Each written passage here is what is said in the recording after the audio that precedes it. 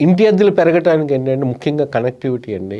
Connectivity ఎక్కడైతే బాగుంటుందో, ఎందుకంటే ఇప్పుడు మెట్రో ఫేజ్ 2లో కూడా ఏంటంటే కొన్ని ఏరియాస్ అందుబాటులో మెట్రోకి అందుబాటులో రాబోతున్నాయి.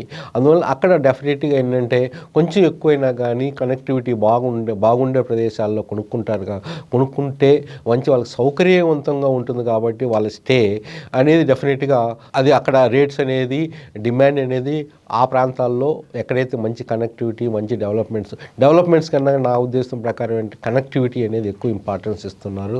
వాళ్ళకి కావాల్సిన తగ్గట్టుగా డిమాండ్ ఇప్పుడు ఏంటంటే కొంచెం లగ్జరీ సెగ్మెంట్స్‌లో ఉంటున్నాయి. అక్కడ కూడా రెంట్స్ కూడా బాగానే ఉంటున్నాయి. ఇప్పుడు కొత్త కాన్సెప్ట్ కూడా నేను చెప్పాను కదా! వీకెండ్ హోమ్స్ కానీ, లగ్జరీ అపార్ట్మెంట్ విల్లాస్ కానీ, వీకెండ్ హోమ్స్, వెల్‌నెస్ సెంటర్స్ వస్తున్నాయి. అవి కూడా రెంటల్ మీరు మీరు కొనుక్కున్నా కానీ మీరు వాడినప్పుడు అది రెంట్‌కి కూడా ఇచ్చుకోవచ్చు. రెంటల్ ఇన్‌కమ్ కూడా వస్తుందన్నమాట. అక్కడ వాటికి కూడా డిమాండ్ ఉంటుంది ఇప్పుడు. అంటే కొన్ని ప్రాంతాల్లో ఇప్పుడు కాన్సెప్ట్ మైండ్ సెట్ అనేది ఇప్పుడు మారుతూ ఉంది. ఒకప్పుడు మైండ్ సెట్ వేరు, ఇప్పుడు మైండ్ సెట్ వేరు.